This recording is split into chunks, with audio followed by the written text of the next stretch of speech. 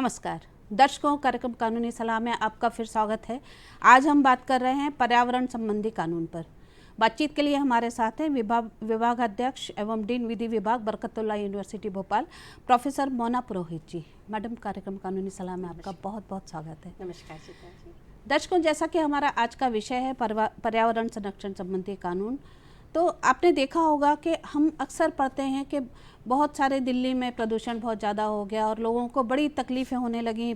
पानी में प्रदूषण है, हवा में है, साउंड में है, और इसका सीधा संबंध आदमी के, इंसान के स्वास्थ्य से है। और इसका सीधा असर जो पड़ता है, जो विपरीत प्रभाव पड़ता है, वो इंसानों के जीवन पर इसका बहुत विपरीत प्रभाव पड़ता है और इससे स्वास्थ्य बहुत प्रभावित होता है। ज़रूरत है इस पर बहुत ध्यान देने की और इसके संरक्षण की। आज हम इसी पर चर्चा कर रहे हैं। कार्यक्रम शुरू करने से पहले हम आपको बता दें कि हमारा ये कार्यक्रम लाइव फोन इन कार्यक्रम है और इसके माध्यम से आप सीधे हमसे जुड़कर सवाल कर सकते हैं। हमारा टोल फ्री नंबर है 1800-233-0040। दूसरा नंबर है 0755-266-0049। टेलीफोन नंबर आप स्क्रीन पर भी देख सकते हैं। टेलीफोन नंबर एक बार फिर नोट कर लें, 1800-233-0040, 0755-266-0049। आइए कार्यक्रम शुरू करते हैं। मैडम, सबसे पहले तो ये जानना चाहेंगे कि पर्यावरण संरक्षण संबंधी जो कानून हैं वो कौन कौन से हैं? जी, जैसा विस्तृत विषय पर्यावरण है, उतने ही विस्तृत कानून आपको देखने मिलेंगे जी। क्योंकि पर्यावरण जिस तरीके से आप चाहे वायु लें, चाहे जल लें, तो विभिन्न प्रकार के पर्यावरण हैं, उसी के हिसाब से हमारे राष्ट्र ने कानून बनाए हैं। ये कानून हमें एक अंतर्राष्ट्रीय स्तर से भी प्राप्त होते हैं और कुछ कानून हैं जो हमारा राष्ट्र विशेष रूप से बनाता है, जिसमें मैं मुख्य रूप से बताना चाहूँगी वायु प्रदूषण अधिनियम हमारे समक्ष है, वाटर के लिए जल प्रदूषण संरक्षण के लिए हमारे पास अधिनियम है। इसके अलावा हमारे वन्य प्राणियों के लिए wild life protection act, forest act, forest conservation act, biodiversity act, इस तरीके से बहुत सारे अधिनियम हैं। पर इन सब में एक महत्वपूर्ण अधिनियम जो मैं जिसकी ओर सबका ध्यान आकर्षित करना चाहूँगी, बिल्कुल, वह हमारा राष्ट्रीय ग्रीन ट्रिब्यूनल के अंतर्गत बनाया गया एक्ट जी, जो इस पे एक विशिष्ट कानून है। आपने कहा कि विशिष्ट कानून है, तो थोड़ा सा आप इसके बारे में हमारे दर्शकों को जानकारी देंगे कि इसमें क्या मुख्य प्रावधान है? जी, जैसा हम जानते हैं कि हमारी विधियों का संचार होता है हमारे संविधान से जी। सभी विधियों की मूल जो है वो संविधान में निहित है। बिल्कुल। और संविधान में ही हमें बहुत सारे कोड्स दिए गए हैं जहाँ कभी भी अगर पर्यावरण से संबंधित किसी भी प्रकार का उल्लंघन होता है या उसके संरक्षण में कोई विपरीत प्रभाव दिखाई देता है तो हम अपने भारतीय न्यायालयों के अंतर्गत जा सकते हैं। पर जब भी हमारे राष्ट्र के समक्ष ये समस्या आती है कि न्यायालयों में प्रकरण बढ़ते चले जा रहे हैं और उनको उचित रूप से समय अवधि में निराकृत नहीं किया जा रहा है, उस समय हम विशेष न्यायालय लाते हैं। और उसी कड़ी में पर्यावरण संरक्षण के लिए हमारे समक्ष लाया गया ग्रीन ट्रिब्यूनल्स। हमारे पूरे भारतवर्ष में विशेष रूप से 5 नेशनल स्तर पे ट्रिब्यूनल्स बनाए गए हैं और ये जो ट्रिब्यूनल्स हैं ये केवल पर्यावरण से संबंधित विधियां, चाहे क्लाइमेट चेंज का केस हो, चाहे वाटर से रिलेटेड हो, चाहे नॉइज पोल्यूशन का केस हो, किसी भी प्रकार का पर्यावरण जिसमें भी उल्लंघन होता है, इनसे संबंधित प्रावधानों का व्यक्ति हमारे राष्ट्रीय हरित जो न्यायालय हैं, न्यायाधिकरण है, अधिकरण है, उनमें जा सकता है। और इसमें एक बहुत बड़ा परिवर्तन मैं और नोटिस करवाना चाहूँगी। न्यायालय सुप्रीम कोर्ट ने एक विशेष प्रावधान किया है कि अब जो हरित न्यायालय हैं वो सुमोटो एक्शन ले सकते हैं। मतलब आपको न्यायालय में जाने की, न्यायाधिकरण में जाने की आवश्यकता नहीं है। यदि कोई भी ऐसी खबर हमारे टीवी में या हमारे न्यूज़पेपर में आती है जिसको संज्ञान में लेना आपकी न्यायपालिका को लगता है कि जरूरी है, तो वो उसको भी संज्ञान में, इसको हम बोलते हैं स्यूमोटो लेना, और खुद एक्शन उसमें ले सकती है। तो एक बहुत ही विस्तृत और एक सटीक मुझे लगता है। बिल्कुल, बहुत अच्छी एक ये व्यवस्था की गई है हमारे संविधान में, और व्यवस्था के साथ जो अधिकार दिए गए हैं और जिस तरह से सुमोटो एक्शन लेने का उनको पावर दिया गया है, तो इससे बहुत सारी जो सामाजिक रूप से जो पॉल्यूशन से संबंधित समस्याएं हैं, जो इंसान से जुड़ी हैं, हेल्थ से जुड़ी हैं, तो उसका निराकरण भी उनके द्वारा किया जा सकता है। हम बात कर रहे हैं पर्यावरण की और संरक्षण की बात कर रहे हैं, तो ये शुरू होता है प्रदूषण से। बिल्कुल। आपकी नज़र में आपको क्या लगता है, चूँकि आप पढ़ाती हैं और आप डीन भी हैं, विभाग अध्यक्ष भी हैं, विधि विभाग की सभी विषयों से आप बहुत अच्छी तरह से परिचित हैं, तो प्रदूषण के लिए मुख्य रूप से कौन कौन से कारण हैं? जी, अगर प्रदूषण शब्द देखा जाए जी। तो आप, हम या इस समाज का हर व्यक्ति जी। कहीं ना कहीं प्रदूषण के लिए जिम्मेदार है। शायद हम इस बात को रियलाइज़ नहीं करते, सोच नहीं पाते हैं, जी। परंतु मैं बता रही हूँ सबसे बड़ा प्रदूषण से लेके छोटे तक हर जगह प्रदूषण है। आप और हम जो मोबाइल यूज़ करते हैं वो, उसके लिए बड़े बड़े लगने वाले टावर, जी। वो भी प्रदूषण का कारण है। जलने वाली लाइटें, वो भी प्रदूषण का कारण है। आपकी वो बड़ी बड़ी गाड़ियाँ, एसी जो लगे हुए हैं जो हमें कंफर्ट देते हैं, इसके अलावा मुख्य रूप से अगर देखें विस्तृत लेवल पे, जी। जैसे कि आप देखते हैं जितनी फैक्ट्रीज बनी हैं, उन फैक्ट्री से निकलने वाला धुआं, और उससे भी ज़्यादा गंगा पोल्यूशन केस मुझे नहीं लगता किसी को याद ना हो, या जो भोपाल गैस ट्रेजेडी हुई थी, हम में से कोई उसको भूल नहीं सकता। तो भोपाल गैस ट्रेजेडी में जो गैस निकली थी, अल्टीमेटली वो कहीं ना कहीं जाके बसी है और उसने प्रदूषण किया। अगर वो लीक नहीं होती तो भी उससे निकलने वाला धुआं, या गंगा के आसपास या यमुना नदी का काला होता पानी, वहाँ की जो टेनरीज हैं, जो चमड़े के उद्योग हैं, उनसे निकल रहा है। तो एक वृहत लेवल पे लगने वाला, जिसको हम डेवलपमेंट बोलते हैं, जो आपको फ्लाइट उड़ती दिखाई देती है, जी। जो एटॉमिक एनर्जी के सेंटर हैं, जो आप और हम घर में यूज़ कर रहे हैं, तो मुझे नहीं लगता कोई ऐसी चीज़ है जो विकास करती है परंतु पर्यावरण प्रदूषण नहीं। परंतु दोनों चीज़ें साइमल्टेनियसली चलनी हैं। विकास भी जरूरी है पर not at the cost of environment. तो शायद प्रदूषण में सब कोई सहयोगी हैं और हम सभी उसको सुरक्षित भी रख सकते हैं। बिल्कुल, आपने बहुत अच्छी जानकारी दी कि उसके लिए हम सभी जिम्मेदार हैं, और जहाँ एक साइंस हमारे लिए वरदान है तो कहीं ना कहीं उसके कॉन्सिक्वेंसेस तो सामने आते ही हैं। अगर हम सुख भोगेंगे तो कोई कॉस्ट तो हमें पे करना होगी, और ये बहुत बड़ी कॉस्ट है जहाँ आप हेल्थ से और सोसाइटी से पे करते हैं। जी। बिल्कुल ठीक कहा आपने। जब हम बात करते हैं पर्यावरण की और प्रदूषण की, तो ये सारी चीज़ें गवर्न होती हैं भारतीय संविधान से। बिल्कुल। जो भी मॉनिटरिंग अथॉरिटी है वो संविधान है। तो इसको रोकने के लिए जो प्रावधान है वो महत्वपूर्ण कौन कौन से किए गए हैं जहां प्रदूषण को रोका जा सके संविधान में? बिल्कुल। जैसा हम देखते हैं, हमारा राष्ट्र एक कल्याणकारी राष्ट्र है। जी। कल्याणकारी मतलब राज्य का कर्तव्य यह है कि इस समाज में, इस राष्ट्र में रहने वाले सभी नागरिकों के लिए कुछ कर्तव्य करें। तो अगर पूरे संविधान को उठाएं तो मुझे लगता है 3 एरिया सबसे महत्वपूर्ण आपको मिलेंगे। सबसे पहला महत्वपूर्ण एरिया है, राज्य के ऊपर एक दायित्व निर्धारित किया गया है कि राज्य इस तरीके से काम करेगा कि वे लोगों को, जल को, वायु को प्रदूषण ना हो, इसके लिए विशेष प्रावधान 48A जो हमारे राज्य के नीति निर्देशक तत्व हैं। दूसरा प्रावधान हमारे ऊपर नागरिक कर्तव्य 1976 में एक अमेंडमेंट लाया गया हमारे संविधान में, और भारतीय नागरिकों के ऊपर एक कर्तव्य, संवैधानिक कर्तव्य, नागरिक ड्यूटी इम्पोज की गई कि आप और हम वन्य प्राणियों का संरक्षण करेंगे, जल संवर्धन, सॉइल संवर्धन में अपना योगदान प्रस्तुत करेंगे, और इन सबसे ऊपर जिनमें आपको लगातार केस मिलेंगे, क्योंकि हम एक नीति को अपनाते हैं कि हम अपने कर्तव्यों से ज़्यादा अपने अधिकारों की बातें करते हैं। तो यदि अधिकार की बात करते हैं तो हमारे संविधान के मूलभूत कर्तव्यों में अनुच्छेद 21 जो है वो बात करता है राइट टू लाइफ। उस लाइफ को सुप्रीम कोर्ट ने बताया, अगर आप उसको एज इट इज पढ़ें तो आप कभी नहीं सोच सकते कि राइट टू लाइफ, जीवन जीने का अधिकार, पर्यावरण की सुरक्षा का अधिकार है, एक सामान्य जन के लिए आसान नहीं है। पर हाँ, हमारे उच्चतम न्यायालय ने अनेकों केस में ये बता दिया कि जीवन जीने का अधिकार मियर एनिमल एग्जिस्टेंस नहीं है। आपका ये अधिकार डिग्निफाइड लाइफ की बात करता है, और एक उच्च कोटि की डिग्निफाइड लाइफ आप कैसे जी सकते हैं जब आपके आसपास का पर्यावरण अच्छा होगा। अच्छा, बिल्कुल ठीक कहा आपने। तो वो एक मूलभूत अधिकार हमारे पास है। बिल्कुल। और इसका सभी को पालन करना है और ध्यान रखना है ध्यान में रखना और है। जागरूक भी होना है। जी, एक का अधिकार दूसरे का कर्तव्य है। बिल्कुल। अगर आप अपने कर्तव्य का पालन अच्छे से करते हैं तो दूसरों के अधिकार सुरक्षित रहेंगे। बहुत अच्छी बात कही है आपने। हम जब बात करते हैं प्रदूषण की तो कहीं ना कहीं हम जुडिशियरी और उससे भी जी जी एक कॉलर लाइन पे आ गए, हम उनका सवाल लेते हैं।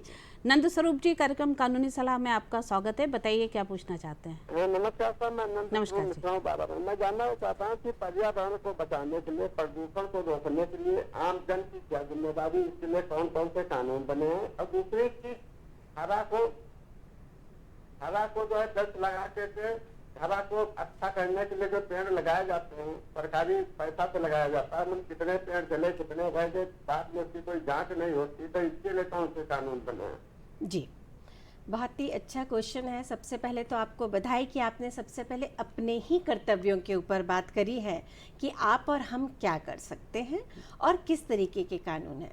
देखिए, अभी बहुत सारे पॉलिसी हमारी सरकारों ने निकाली हैं जिसके अंतर्गत आप देखते होंगे जितने भी कंपटीशन दिखते हैं कि इंदौर को फर्स्ट प्राइज मिल रहा है, सेकंड, ताकि राज्य अपने कर्तव्य करे और म्युनिसिपल कॉरपोरेशन अपने कर्तव्य करे। परंतु आपके घरों पे आने वाला सूखा कचरा, गीला कचरा अलग रखा जाए। उन कचरों का डिस्पोजल करने के लिए आपके घरों में लगातार आने वाले लोग जो आपसे डेली उसको कलेक्ट करके ले जाते हैं और उनको किस तरीके से वहाँ डिस्पोज ऑफ करते हैं, ये पूरा कारण आपको दिखाई देता होगा कि हमारी सरकार आपको और हमारी सजगता के साथ कि आपके घर के कचरे को आप ऐसे ही जैसे पहले बाहर फेंकते थे वो ना करें। दूसरा, आपने जो बात करी कि हम और कहाँ कहाँ पे जो बहुत सारे पेड़ लगते हैं उनको देखा गया या नहीं देखा गया, इसके ऊपर कोई ध्यान नहीं देता, ये ऐसा नहीं है। म्युनिसिपल कॉरपोरेशन के ऊपर ये कर्तव्य आरोपित किए गए हैं। 2014 में इसके ऊपर विशेष प्रयास आपको दिखाई दिए होंगे कि पीएमओ ने भी एक विशेष प्रकार का संरक्षण किया था कि किस तरीके से 5 साल में पूरे राष्ट्र में जो भी बाहर जाने वाले लोग हैं, जो मल त्याग के लिए बाहर जाते हैं, उनको बंद किया जाए और 1000 के आसपास 100 मिलियन ऐसे टॉयलेट्स की व्यवस्था की गई। ये सब कंट्रीब्यूशन है। पेड़ लगाया जाना, पूरी बहुत सारी, एक सिंगल मिनिस्ट्री मैं इसमें नहीं बोलूँगी, पर्यावरण मिनिस्ट्री है, वन मिनिस्ट्री है, इन सब के संयुक्त तत्वाधान में पेड़ लगाया जाना है। कितने पेड़ रह गए, उसमें से कितने चल रहे हैं और क्या कारण था। आप रास्तों में देखते होंगे डेली पानी डल रहा है, शायद आपके घरों में उतना हो पा रहा है या नहीं, पर भारत और मध्य प्रदेश विशेष रूप से मैं उल्लेखित करना चाहूँगी, जहाँ पे आपको दिखाई देता होगा बहुत अच्छा फॉरेस्ट्रेशन है, बहुत प्रयास किए जा रहे हैं। और इसके लिए अगर आप जानना चाहते हैं कि आप कहाँ शिकायत कर सकते हैं, तो हाँ, हमारा बहुत दोनों, एक पूरे राष्ट्र के लेवल पे, एक मध्य प्रदेश लेवल पे और एक हमारे स्थानीय लेवल पे आपके लिए अलग से वेबसाइट है म्युनिसिपल कॉरपोरेशन की, ई म्युनिसिपल कॉरपोरेशन, जिसके अंतर्गत आप टोल फ्री नंबर पे कंप्लेंट फाइल कर सकते हैं जी। इसके अलावा वहाँ पे आप ट्विटर से भी कोई कंप्लेंट फाइल कर सकते हैं, एफबी के माध्यम से, मतलब एक बड़ी व्यवस्था आपके पास है। ई माध्यम दिया गया है, वेबसाइट्स बनाई गई हैं और आपको जब भी जहां किसी भी प्रकार से लगता है कि हमारी सरकार विशेष रूप से हमारी म्युनिसिपल कॉरपोरेशन उस पर कार्य नहीं कर रही है, तो वहां जाके आप शिकायत कर सकते हैं। बाकी जैसा मैंने आपको बताया, न्यायालय तो आपके लिए सदा खुले हुए हैं। बिल्कुल, काफ़ी विस्तृत रूप से आपने व्याख्या करी नंद स्वरूप जी। जैसा कि हमारी एक्सपर्ट ने बताया कि इसके लिए हर स्तर पर प्रयास किए गए हैं और शासकीय स्तर पर भी इस पर व्यवस्थाएं की गई हैं, और कहीं लगता है कि कोई असंतुष्ट है तो आप शिकायत कर सकते हैं। इसके लिए न्यायालय भी बने हुए हैं, आप वहां जा सकते हैं। मैडम, पर्यावरण प्रदूषण रोकने के लिए हम बात करें विधि की और न्यायपालिका की, तो इनकी क्या भूमिका रही है जी इसको रोकने में?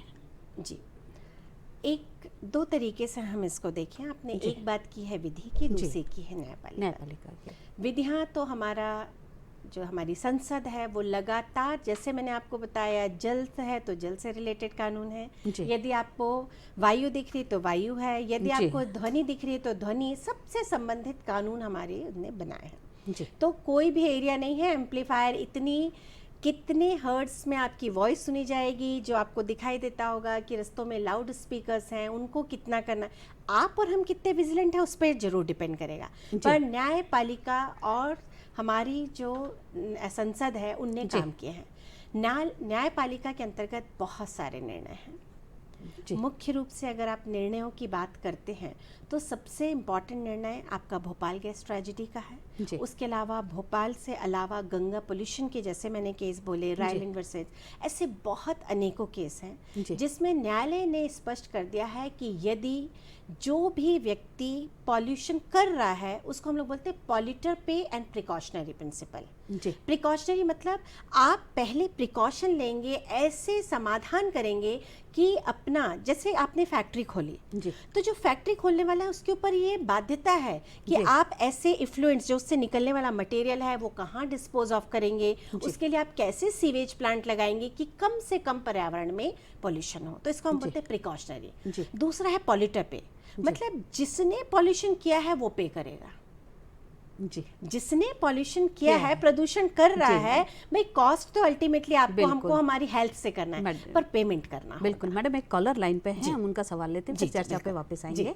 अशोक जी, कार्यक्रम कानूनी सलाह में आपका स्वागत है, बताइए क्या पूछना चाहते हैं। अशोक जी, आपको हमारी आवाज सुनाई दे रही है? जी, मैं ये जानना चाहता हूँ मैडम जी से कि हम लोग कुछ भी झाड़ पेड़ लगाते हैं, जैसे कि पीपल के वृक्ष लगा देते हैं, तो कुछ लोग क्या करते हैं कि इसको निकाल के फेंक देते हैं, तो इसके लिए किससे शिकायत करना चाहिए? जी, चलिए, दो चीजें हैं। आपने अगर पीपल के पेड़ कहीं लगाए हैं और कोई दूसरा व्यक्ति आके निकाल जाता है तो ये मामला आता है न्यूसेंस का। इसको हम बोलते हैं पब्लिक न्यूसेंस। पब्लिक प्रॉपर्टी में यदि किसी व्यक्ति ने कुछ अच्छे काम किए हैं और कोई दूसरा व्यक्ति उसको निकाल देता है, तो इसके लिए हमारे सामान्य जो डिस्ट्रिक्ट कोर्ट है उसमें पब्लिक न्यूसेंस की शिकायत हो सकती है। तो एक तो केस फाइल करना, पर कई बार हमको लगता है इतना टीडियस प्रोसेस हम क्यों अपनाएं, एक लंबी प्रक्रिया हो सकती है। तो दूसरा उदाहरण आपके सामने ग्रीन ट्रिब्यूनल है। अगर वहां तक भी आपकी केवल एक प्लेन आवेदन में अपनी शिकायत पहुंच जाती है तो वहां भी आपको उचित उपचार और सामने वाले को उसको रोके जाने हेतु निर्देशित किया जाएगा।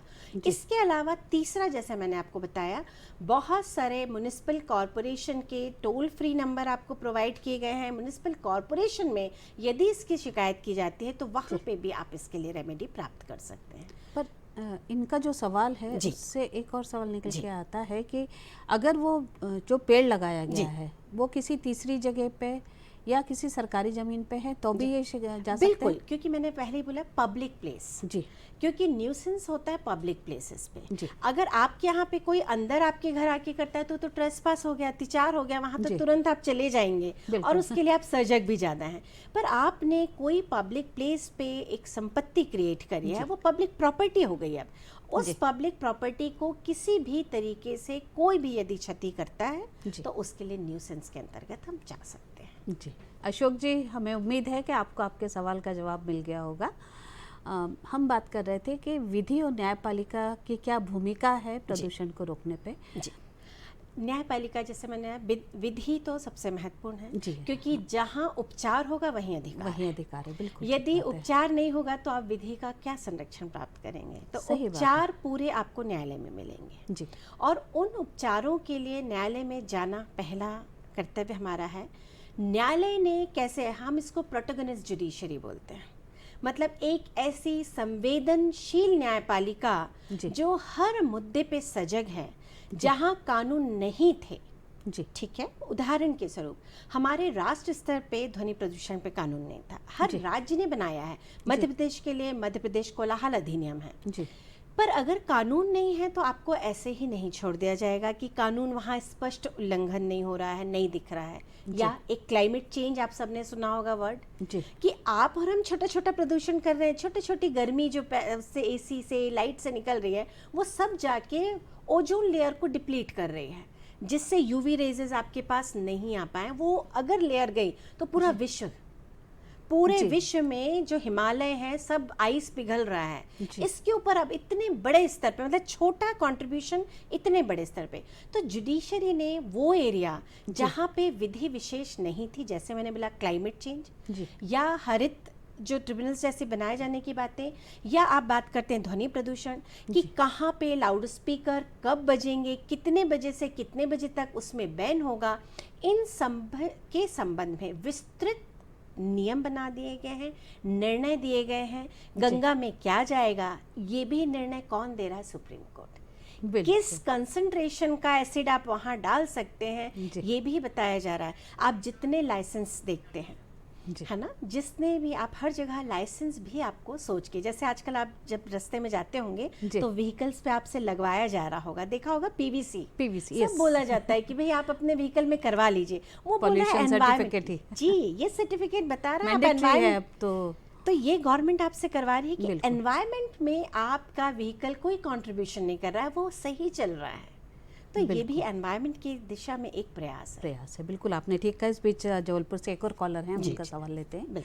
सरिता जी, कार्यक्रम कानूनी सलाह में आपका स्वागत है, बताइए क्या पूछना चाहती हैं? मैडम, मैंने हमारे घर के बाजू में ही क्लिनिक है और क्लिनिक की 12 फीट सड़क है, बहुत कंजस्टेड है, बाजू में अपार्टमेंट है और उसमें मैडम 5 पेड़ लगे हैं अशोक के, बहुत बड़े बड़े, और नीम का पेड़, बिल्कुल कंजस्टेड है।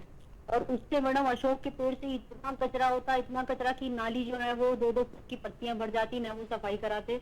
और नीम का पेड़ 2 बार गिर चुका, उसकी डगाल टूट के, और अशोक के फूल आ जाते हैं उसके बाद, तो पूरे घरों में छतों पे पूरे भर जाते हैं, वो कोई सफाई नहीं कराते। अभी भी यदि मैं फिजिकल वेरिफिकेशन करवाऊं तो उसमें मटेरियल पड़ा है हमारा घर बनने का, उस पर 4-4 फीट की वो पूरी लेयर बन गई है पत्तियां झड़ के, कोई सफाई नहीं कराते। उसको यदि कटवा दें पेड़ों को तो कोई प्रावधान है? देखिए मैम, इसमें 2 है। एक तो पेड़ों को आप बिना परमिशन के नहीं कटवा सकते हैं, इस चीज़ के ऊपर पहला मेरा क्लैरिफिकेशन है आपके लिए। हाँ, लेकिन ऐसा नहीं है कि इसका कोई समाधान नहीं है। 2 जगह आपके पास है, एक आपके आसपास जहाँ पे भी आपको लगता है वन कार्यालय है, उस वन कार्यालय में आपको एक एप्लीकेशन देनी होगी कि आपके यहाँ के जो पेड़ हैं उससे वहाँ के लोगों को क्या क्या समस्याएं हो रही हैं। कई बार ऐसा आपने देखा होगा, बड़े पेड़ हो गए, उनके रास्ते में गिरने से इलेक्ट्रिसिटी जा सकती है, उनके गिरने से कई बार किसी की समस्या हो सकती है, एक्सीडेंट हो सकता है। तो उन जगहों पे काटे जाने के लिए वन जो हैं उनके पास इसके लाइसेंस होते हैं। तो पहले आपके पास दोनों ऑप्शन है, एक तो आप म्युनिसिपल कॉरपोरेशन में अगर इसकी लिखित शिकायत देंगे तो म्युनिसिपल कॉरपोरेशन वन संरक्षण अधिकारियों से बात करके वो उसके कटवाए जाने की व्यवस्था करेगा। दूसरा, या तो आप खुद वन जो जहाँ भी आपके पास आसपास ऑफिस हो, या उससे भी आसान तरीका, जैसे मैंने आपको बताया, हर कुछ ऑनलाइन एप्लीकेबल है। किसी भी आप जाते हैं वेबसाइट विजिट कर लीजिए, जिसकी भी अगर आपको लगता है आपको उसकी म्यूनिसपैलिटी की वेबसाइट आसान है तो आप म्यूनिसपैलिटी वेबसाइट पे चले जाइए, जो कि पूरे मध्य प्रदेश के लिए, नहीं तो एमपी के अंतर्गत भोपाल म्यूनिसिपल कॉरपोरेशन की वेबसाइट या उसके अंतर्गत फॉरेस्ट की वेबसाइट, तीनों जगह आपको टोल फ्री नंबर है। कंप्लेंट के लिए ईमेल का प्लेस दिया गया है, कंप्लेंट फाइल करने के लिए एक ऑनलाइन प्रोसेस है। ये जबलपुर से हैं, बिल्कुल लीगल सोर्सेज आपके पास पूरे हैं। और या आप पास में जाके इसको देते हैं, वो खुद उनके व्यक्ति आएंगे और कितना किस हद तक उसको काटा जा सकता है, जिसको हम छटाई बोलते हैं, वो सब प्रक्रिया वो खुद आपको करके देते हैं। नगर निगम इनकी कोई मदद कर सकता है? बिल्कुल, नगर निगम भी, वो म्युनिसिपल कॉर्पोरेशन नगर निगम के ही साथ उसकी मदद करेंगे। सरिता जी, जैसा कि अभी हमारे एक्सपर्ट ने बताया कि आप ऑनलाइन जाकर भी सर्च करके इसकी कंप्लेंट कर सकती हैं, अपनी समस्या का समाधान कर सकती हैं। यदि आसपास आपके वहाँ कहीं नगर निगम का कोई ऑफिस है तो आप वहाँ जाकर भी अपनी शिकायत दर्ज करके और इसका निराकरण करवा सकती हैं। मैडम, जैसा कि हम चर्चा कर रहे हैं और हमारे कॉलर की समस्या भी थी, तो आज के इस कार्यक्रम में आपको क्या लगता है कि जो न्यायपालिका है, विधि है, उसके अलावा और कौन इसमें भूमिका अदा कर सकते हैं प्रदूषण को रोकने में? संक्षिप्त में जानना चाहेंगे। बहुत बढ़िया। न्यायपालिका और विधि कार्यपालिका सब कार्य कर रहे हैं। पहली भूमिका आपकी और मेरी है जी, क्योंकि हम इस राष्ट्र के नागरिक हैं और नागरिकों के ऊपर प्रथम कर्तव्य दिया गया है कि छोटे छोटे, अगर आप अपने घरों में ही इन चीज़ों को ध्यान रखते हैं कि कहाँ इलेक्ट्रिसिटी वेस्ट हो रही है, जिसको आपको लगता है मेरा बिल भर रहा है, आपकी बिल से ज़्यादा ये पर्यावरण को प्रदूषित कर रहा है। आपकी गाड़ी को अगर प्रॉपर टाइम पे रिपेयर नहीं कराया गया है तो ये प्रदूषण कर रहा है। तो आप सब हम इसके लिए लायबल हैं। सेकंड, इसमें बहुत अच्छी भूमिका एनजीओ निभा रहे हैं। जी। अगर आप एनजीओ की बात करते हैं तो बहुत सारे ऐसे एनजीओ हैं जो इसके लिए, आपने मेधा पाटकर जी के बहुत सारे प्रोग्राम देखे होंगे, जो चिपको आंदोलन था जिसमें आपने देखा होगा पेड़ों पे चिपक के पेड़ काटने से मना किया जा रहा है। मैडम समय का अभाव जी, है, हमें बिल्कुल। प्रोग्राम को यहीं विराम देना होगा। जी। बहुत बहुत धन्यवाद, आपने आज इस विषय पे बहुत अच्छे से, बहुत सरल भाषा में हमारे दर्शकों को इस कानून के बारे में जानकारी दी। दर्शकों, जैसा कि आज की चर्चा में हमने देखा कि पहला दायित्व जो बनता है, कानून अपनी जगह है, कानून आपकी सहायता करने के लिए हैं, विधि आपके लिए कानून बनाती है, पर जिम्मेदारी हम पर भी है, आप पे और हम पे। हमें ज़रूरत है जागरूक होने की और हमें प्रयास करने की। हम अपने आसपास के माहौल को बदलेंगे तो अपने आप पर्यावरण प्रदूषित होने से बचेगा। उम्मीद है कि आज के इस कार्यक्रम से आपको इस कानून के बारे में जानकारी मिली होगी। अगले अंक में फिर आपके सामने उपस्थित होंगे, तब तक के लिए आज्ञा दीजिए। नमस्कार।